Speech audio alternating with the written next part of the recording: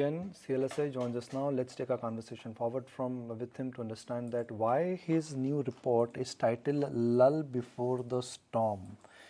Just when I was getting excited about discussing possibility of a new high, his report has landed in my mailbox, and I'm thinking, why? Because I'll get into the details of report, but first let's understand the broader context. India is massively outperforming, and now we are outperforming when we are one amongst the top 10 markets in the world, and we are the fifth largest economy in the world, and we are going higher as if there are no concerns in the world. So is this more like flows or just a tactical trade why India is outperforming? Because the outperformance is real, outperformance is stunning, outperformance is splendid. Am I missing any English term? Yeah, it's great. Well, thanks for having me. So yes, all of that is real. I mean, that's the price on the screen. We can't fight that, and that's the reality.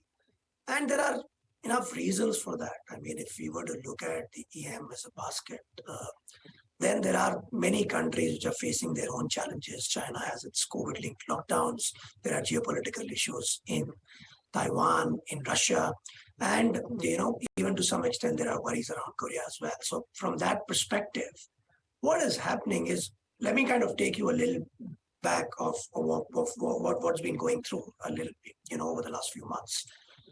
You might remember, I mean, last time when I was on your channel, you were surprised on my bullishness. That was right at the bottom of June. So there was the first aspect of this is how bearish sentiment had become, even in India. So I mean, in the middle of June, our sentiment indicator said that we were 92% bearish on sentiment, and we had become quite positive on the markets, which was like pretty out of consensus at that point of time.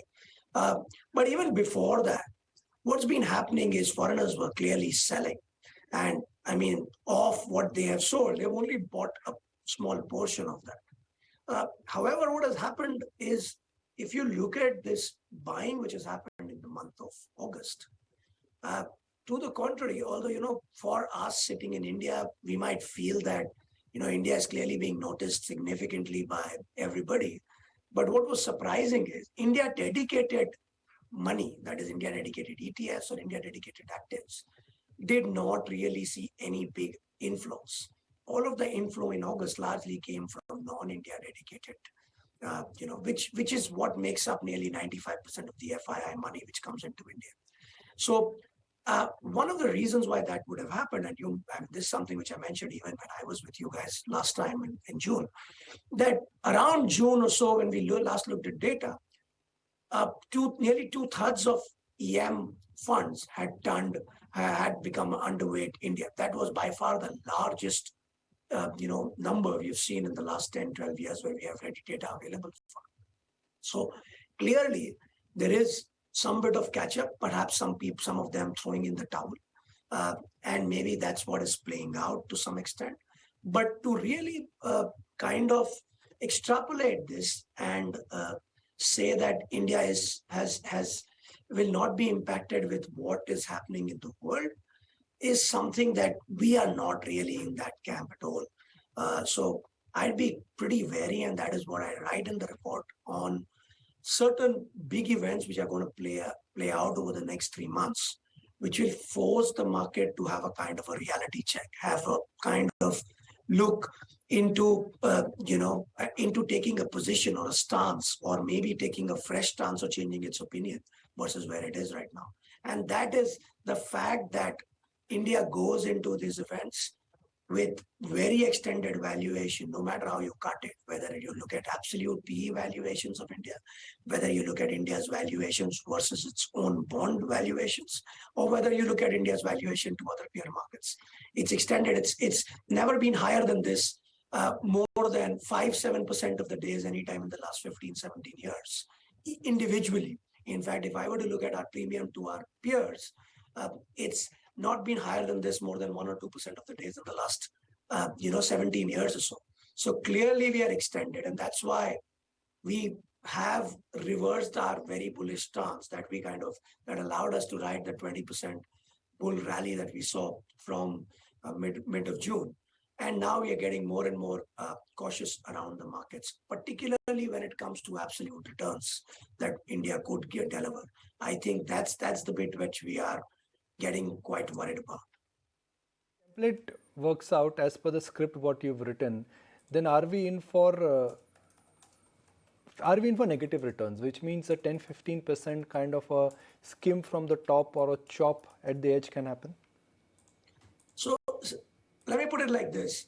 History is stacked against us to get a positive return from where we are right now. To explain that, the current forward PE of India is over 19x, getting closer to 20x. Historically, whenever we have invested money at over 19x, over a 1 year or a 2 year basis, we have only got negative returns. Historically, the difference between earning and bond yield very recently was above the danger zone of 2 percentage points, and it's kind of flirting with that level over the last month or so.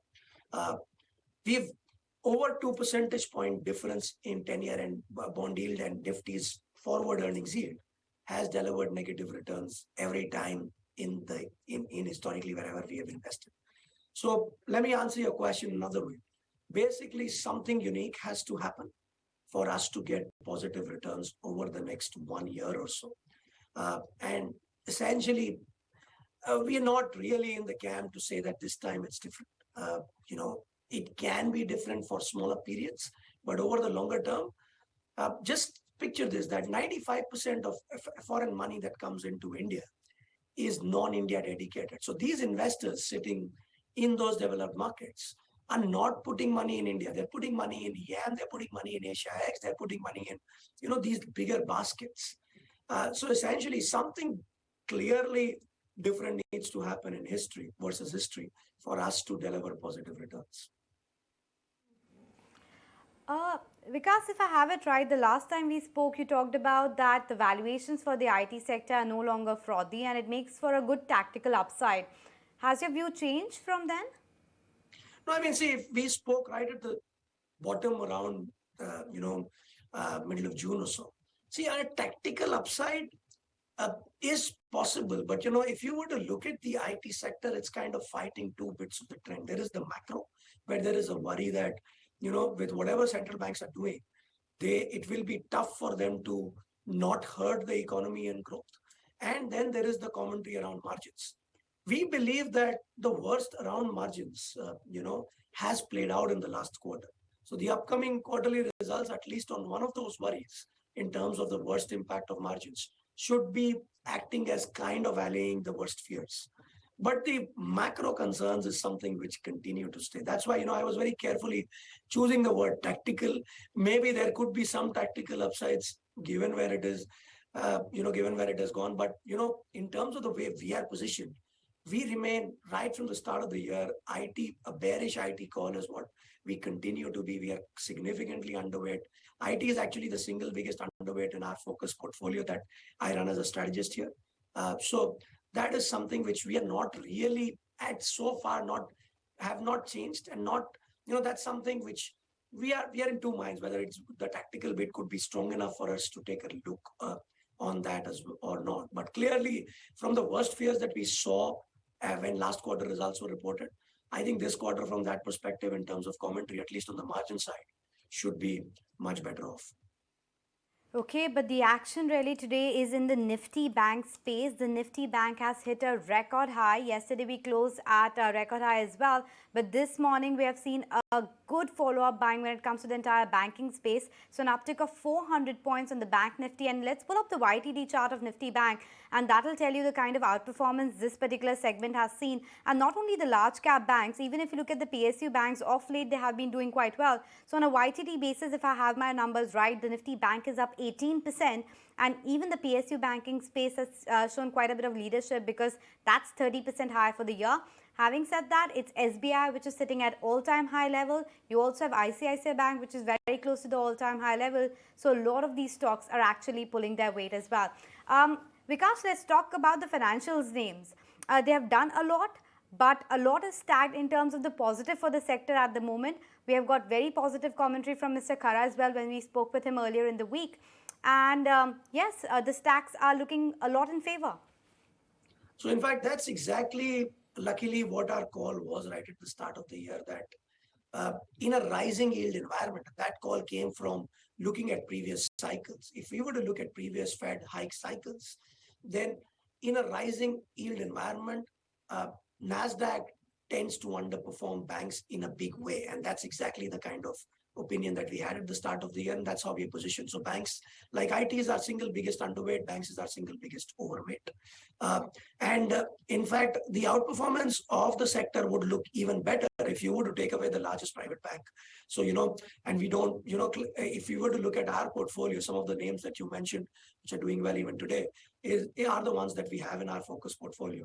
So clearly, I think, and if you think of some of these sectors, except there are still some banking names where one could argue that valuations are not extended yet, despite the index making a new high today. So clearly, I would say that this is a space which continues to be looking good, and there is possibility of margin expansion that could continue as rate hikes continue. And the good thing is, the pain that the sector has seen over the last decade or so, and the stress test that COVID did in terms of balance sheet. So far, we're not seeing balance sheet concerns emerge. And this is why I would say the Indian banking space, to some extent, versus many of its developed market peers, look much better from that perspective. So, I mean, that's clearly our most favored sector. And that's what we continue to like. Most underweight sector, IT, most overweight sector, banks and financials. Good morning, Vikash. So you've also made it pretty clear that there are a couple of banks where we could see a run-up. Let's see what that happens. A lot of action being seen in the mid-tier banks as well. Now, having said that, clearly, with banks' balance sheets never looking better, India Inc. talking about Mahakumbh of CapEx. What about, the follow-through, whether it is highly CapEx companies, whether it is cement companies, infrastructure companies, manufacturing companies. This is going to be called India's decade. India, the fifth largest economy. What's CLSA's call on all of that? So, here we need to break our discussion in horizons. So I think my near-term worry is that valuations for many of this and what they are suggesting, and valuations for market in general, is suggesting some kind of impatience or expectation that the follow through will be quick and large. I would say that, in terms of the bit about India's decade, etc., we believe that, our call is that by early part of the next decade, we'll be bigger than Japan. And we'll, of course, be bigger than Germany sooner.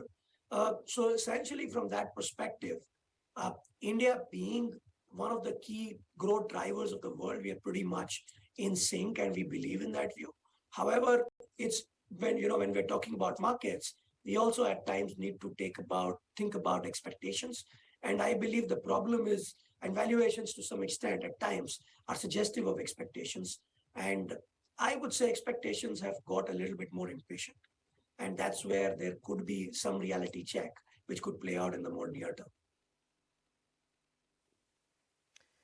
Okay, that's Vikash Jain of CLSA talking about a lull before the storm. Have valuations run up too much? Next 6 weeks going to be absolutely crucial to watch out for, including commentary from consumption companies, overweight on banks, underweight on IT. Thanks a lot for joining us this morning.